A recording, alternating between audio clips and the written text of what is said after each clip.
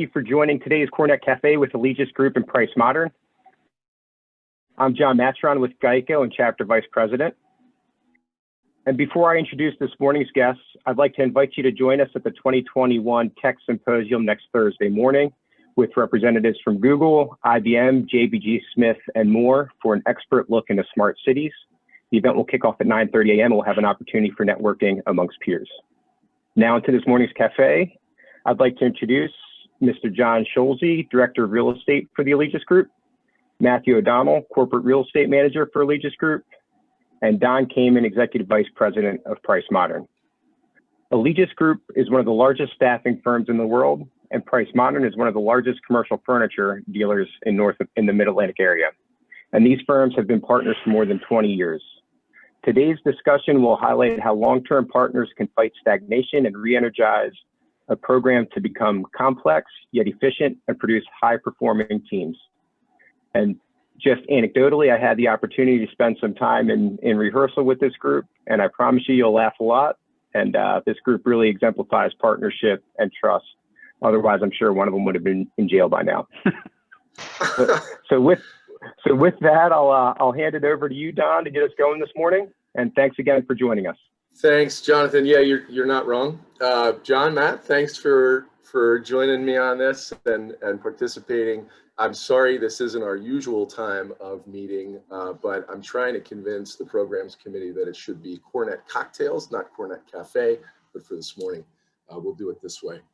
So John, John and Matt, we've got a lot to move through. John, we're gonna start with you quickly here, and I'm gonna lob you a softball because it's early in the morning for you. And just say, why don't you tell everybody a little bit about Allegis Group and your real estate portfolio? Sure. So Allegis Group was founded back in '83 by cousins Steve Bisciotti and Jim Davis, and has grown primarily through organic growth, a few minor acquisitions, one or two major acquisitions along the way. Their focus is on staffing, have multiple operating companies under the Allegis Group umbrella, including Tech Systems, Aerotech, Aston Carter, Market Source, Major Lindsay in Africa, and subsequently T2, which I'll get into in a few minutes. We've got over 500 offices across the globe and across 24 countries. But our footprint is primarily North American based. About 400 of those locations are here in North America, and the overall portfolio is about 5 million square feet. Great, and so you guys really have two real estate programs going on because you've got your field sales offices and then you've got your corporate offices. And Matt, we were talking about this, and I like the way you put it. You said your program, you really have to run cardio and strength training at the same time. So tell us a little bit about those two programs and how you switch from speed of the field sales delivery. And I think everybody on the call, I've talked to some folks who are probably listening now and used you guys as an example. And when I say that you stand up an office in 90 to 120 days from lease signing, people say, well, no, they don't. That's impossible. So talk about that speed on the field sales side, and then how you switch your brain and then do the strategic part of corporate campus build out. Yeah, so thanks, Don. Yeah, like you said, it's two very distinct ways to manage real estate projects. In fact, when I first started with the company, we treated those two different types of project management as two completely different teams. When I came on board at Allegis, I started on what we call the field office side, which is the more faster approach to project management, more structured. And then after 2 years, I moved on to the corporate side. But what actually we did when John Scholze first came on board and became our director, one of the first things he said to me is, why don't we take these two teams and combine them into one project management team? And quite honestly, I think that's one of the smartest things he's ever said, for two reasons. Number one, the smartest. The one, yeah. That's the one. There it was. We're done. I'm out. Yeah. Thanks everybody. For two reasons. One of them, because part of that idea was, he said, and you should lead that team. And him obviously seeing my great potential and my great leadership Well, skills. so, like you said, he had one smart idea. 1.5. Yeah, 1.5. But the other reason was that that simple but brilliant idea resulted in the 4 major themes that I think make my PM team very unique. The first one is perspective. When we had the old siloed model to our 2 PM teams, each team thought the other one had the better job. The field office team yearned for the more creative, hands-on part of the corporate work, along with that high exposure to the C-suite leadership. The corporate project team wished their projects could be more standardized, with less office politics and more simple, scalable answers and timelines. So that was the first theme. The second one is diversity in work. Now, the change in perspective helped the morale on the team, but the diversity in the work really helps us keep our project managers engaged over a longer period of time, because it makes their job more challenging. Especially on the field sales side, right? Because you're stamping out very standard offices, so that job's very repetitive without Yes. the ability to jump over to the corporate side. And right.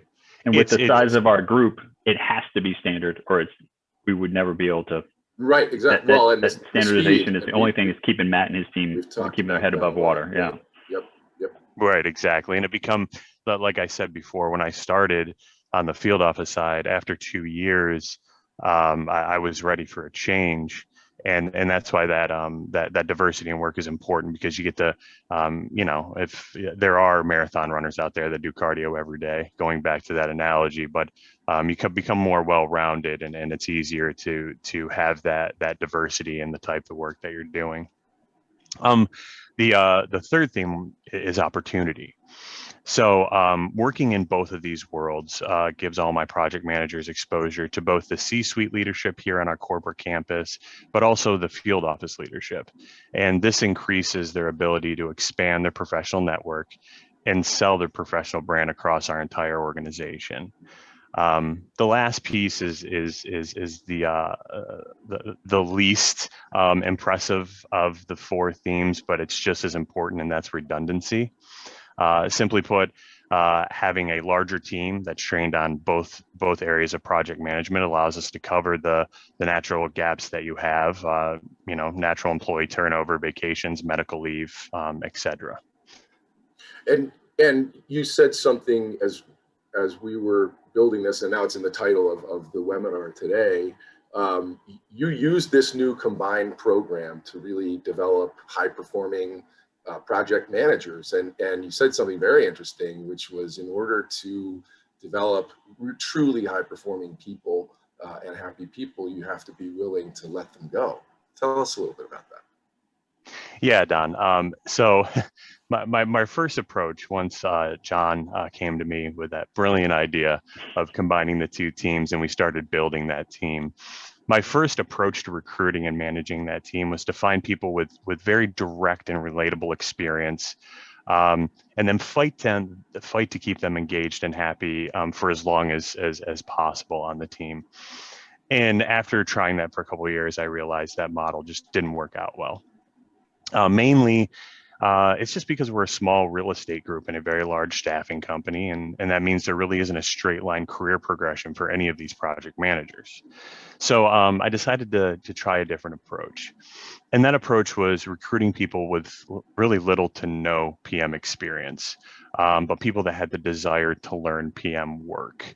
Also, rather than worrying more about experience, I really started looking at people's personality. I started looking at what made me and other project managers on this team good at what we did. And I started focusing on more character-based questions in my interview, talking more about the things that I thought was important, like customer service. And then once I found that person that has that fire in their belly, that grit to learn the project management team, I kind of give them this pitch, or promise, I guess is a better way to put it. I tell them, you give me 3 years and I'll give you 5 years of experience, just because of the workload and the pace at which my team operates at. And if you are successful in those 3 years, you give me your all, you do everything that you can, I will get you your PMP certification. And when you're ready to leave, not that I want you to leave after 3 years, you can stay as long as you'd like. But when you're ready to leave, I'm totally okay with it. And I will be your biggest resource, champion, cheerleader to help you find that next opportunity. And with that approach, me and my team, I mean, we've hired and trained 15 project managers in 15 years. And our small little 5-person project team successfully services that global portfolio that Scholze was talking about. That's almost 500 offices and covers 5 million square feet of space. Yeah, that's impressive. And Yep. as a shameless plug for Matt, like he is quite possibly one of the best developers of talent that I've ever run across. His time and his effort in building his direct relationships with his team and getting them to first finding those people that have a desire and a fire in their belly to hit that learning curve and hit it hard, and then through that keeping them engaged, and as the learning curve gets less steep, like finding new challenges for them to take on. Like he's brilliant at that, truly is. And so it works because of the efforts that Matt puts in and the skill set he has around people. It's fantastic. That's great. And of course I've seen it. We've been working together for a long time, the three of us, and looking back on that, it was touch and go for a while. So that's great. It's true. And look, I think that's a healthy mindset. It's just occurring to me that shouldn't that be the mindset, Matt, for a staffing firm, right? To want to help people progress their career and move on. And fortunately, of course, there are plenty of resources if and when they do want to go somewhere else. I'm sure they wouldn't have any trouble finding a recruiter. All right. So in all of this, you have vendors as a part of your program.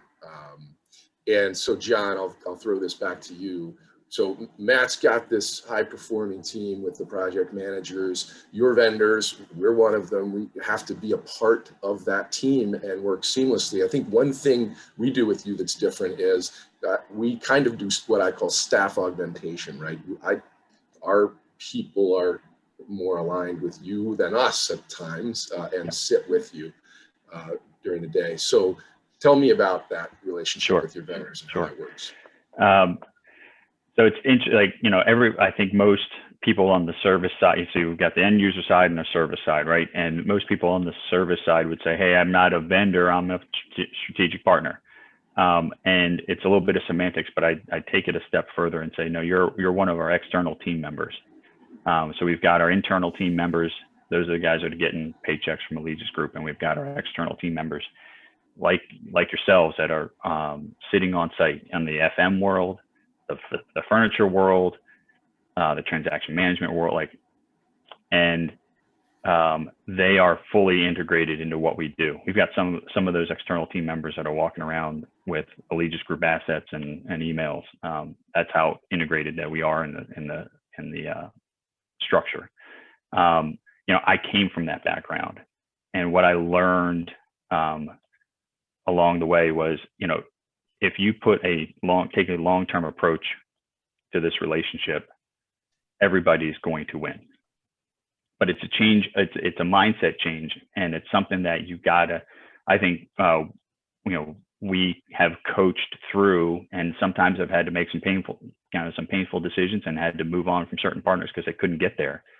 But that mindset of, hey, if you do what's right for Allegis Group first, then you're going to continue to be successful because you're going to continue to be part of this partnership. We do a good job of growing. Our revenues have, in just over 35 years, our revenues are over $15 billion across the globe. Like, this company is a growth engine. So our partners that have been able to be a part of that ride, like yourself, have been able to prosper as well. And that's a positive. You can take that positive outlook on that long-term relationship, because if you're starting to make short-term decisions as a vendor, if you're to make short-term decisions for your own benefit and you're not part of this ride, you missed out. But there are certain things that come along with that. Like it's sitting down with each team member on the external side and making sure that they understand.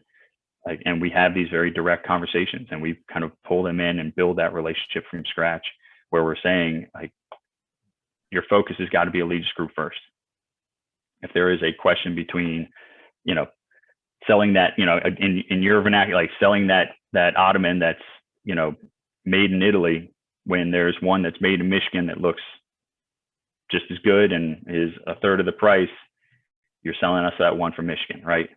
And well, I just want to make sure I remember so we don't do that. There you go.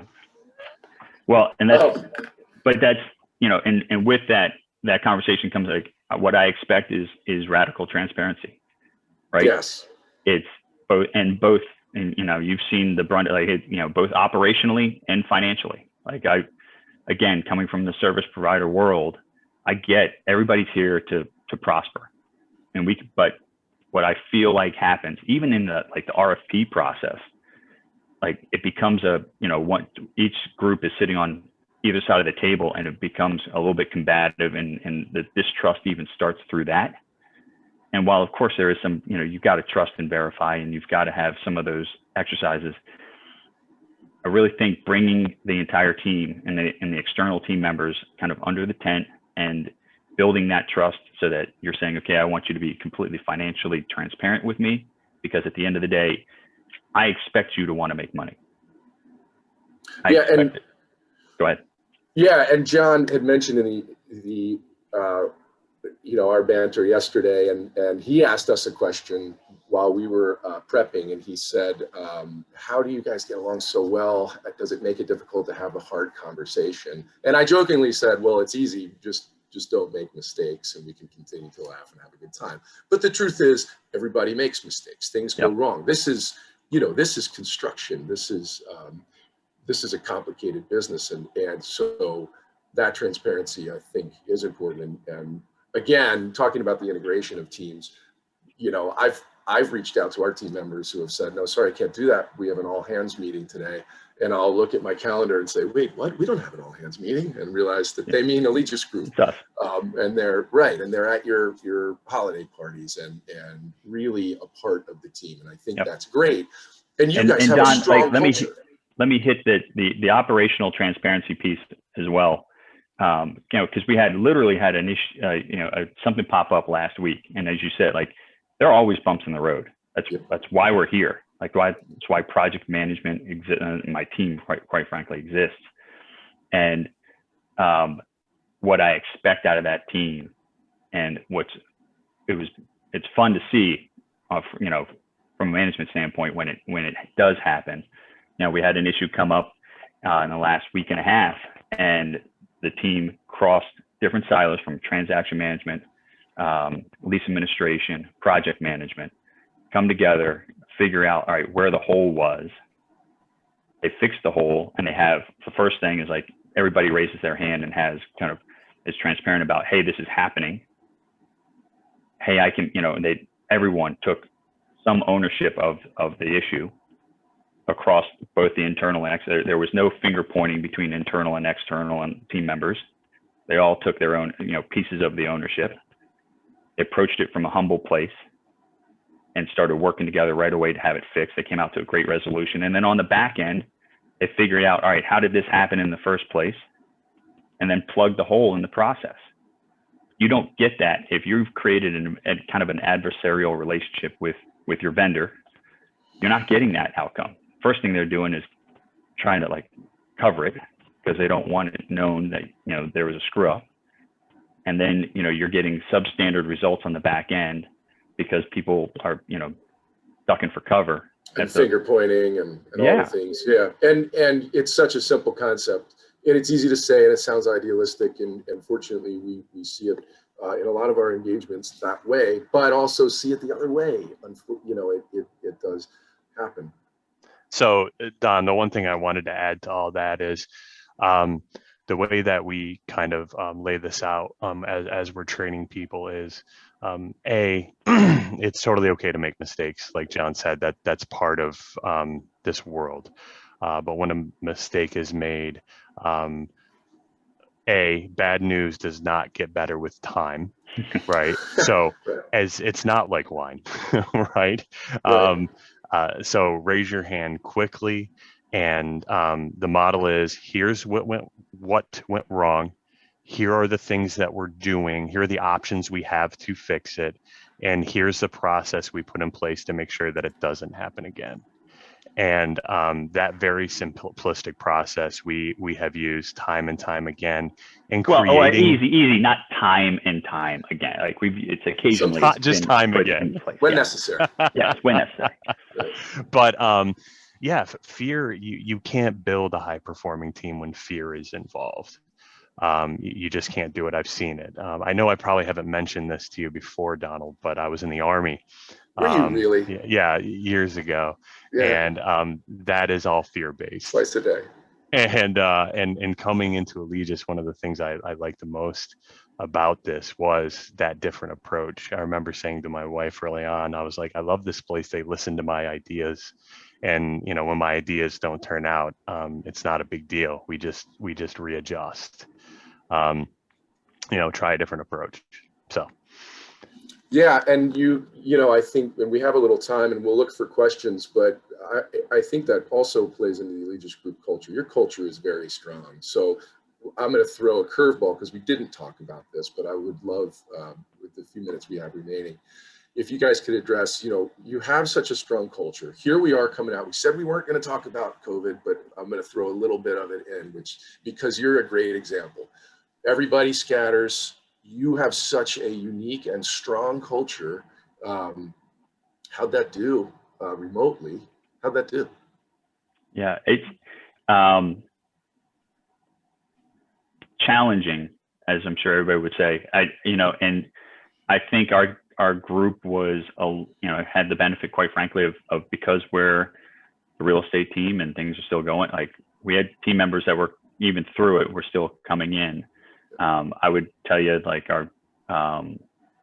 there's continues to be, how we return to the office, how we kind of re-engage there, continues to be a question, but the commitment to each other through it, and even having to do that commitment kind of virtually, was a little more challenging, and having to schedule stuff. And those relationships really paid off, as we've navigated the last 18, 20 months, because, people were looking out for one another, backing each other up, and operating in that mindset of like, hey, that's not my issue. If he trips over that, that's no big deal. Like, even across, and it's fantastic to see, I think, because I'll hear about it, a little bit of griping on the back end, but, across other teams within our company, like, and having to say, all right, they may have missed something there. Like, so now I'm having to jump through these extra hoops to help out. But, Matt will tell you, like, being the go-to person, like, he pushes his team to be the go-to people, in the organization, even if it's outside of what we typically do. We get reached out to all the time. Yeah, and Matt has such a great mentality of customer service to your opcos, to every job that you are doing. And I have had the privilege of traveling with Matt to some of the locations, and I was really impressed. I'm going to say nice things about you, Matt. I was really impressed with that sense of customer service and ownership. And you really did, you could see it in their faces and in the relationship, that your group is there to help them. Your group is there to make sure that they can do the things they need to do to drive revenue for the company, and that came through. So one thing, Don, that I'll say to my team, when we talk about, because when somebody comes to us with a question that isn't necessarily real estate related, I encourage my team to still help that person find the answer from a customer service standpoint. And sometimes we're all people, and we have bad days, and it gets frustrating, and you're feeling like, oh my gosh, why do I have to do everybody else's job for them? What I say to them is, isn't it horrible being so valuable? Right. And that gives them that perspective, yeah, right? The more the more valuable you are to an organization.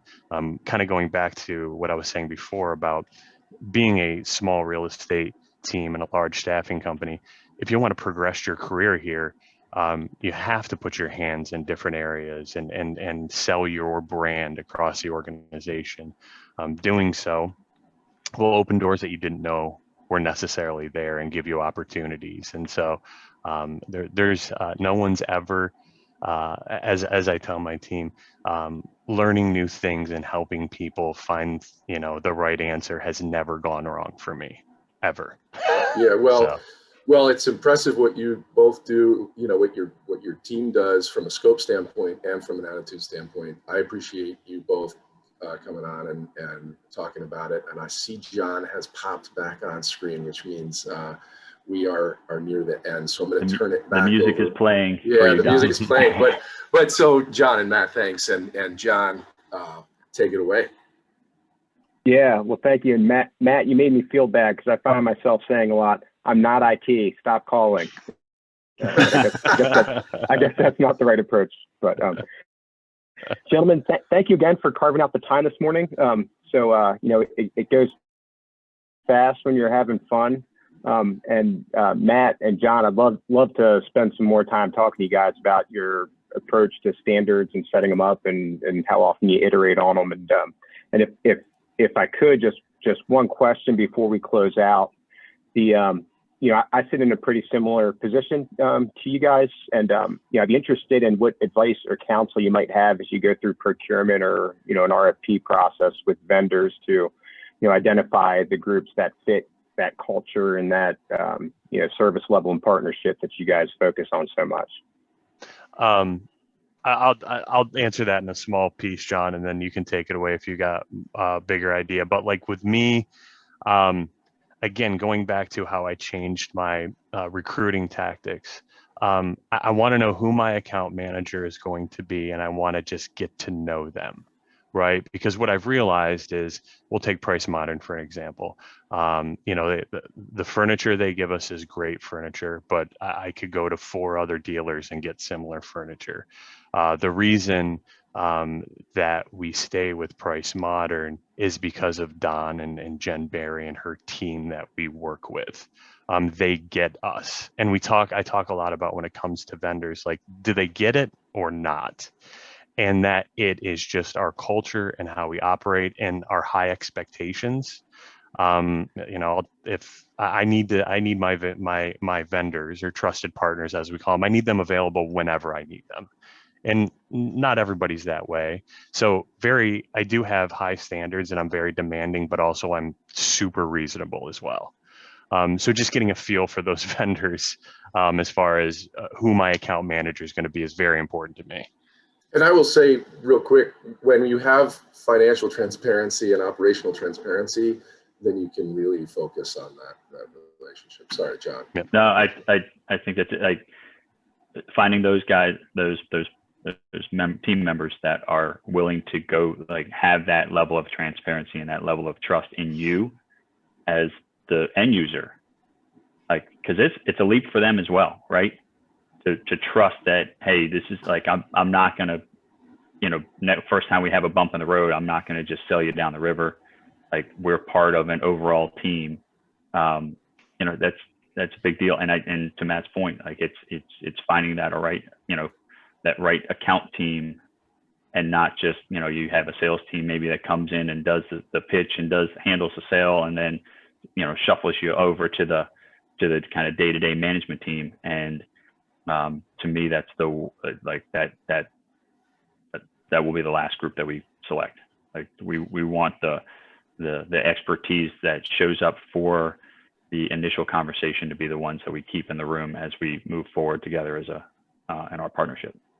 So I'll add on to that really quick, John. I recently, we've been searching for some project management software, and the 2 companies that kind of were the finalists, I have not made a decision yet because I keep getting handed off to different people in the organization. And I don't like that feeling. It gives me an unsettled feeling like they don't have it together. So I would just say that's a red flag for me. And if there's anybody on here that's in that in that area don't do that to a customer when they're trying to get to know you and your product. That's the worst thing. We're going through some organizational changes, and it's like, oh my gosh. So. And just a point of clarification as we close, because Matt said the furniture that Price Modern gives us, we don't give them the furniture. There is a financial relationship as well, as good as the social relationship is. So I don't want the phone to ring off the hook saying this sounds like a good deal. Just clarify. How do we get that? How do we get the Allegis discount? Yeah, right. All right. Thank you. All right. Thank you so much for carving out the time this morning. It was a lot of fun. Thanks, gentlemen. Have a good weekend. All right. Thanks, everybody. Yep. Thanks everybody. Bye. Have a good weekend.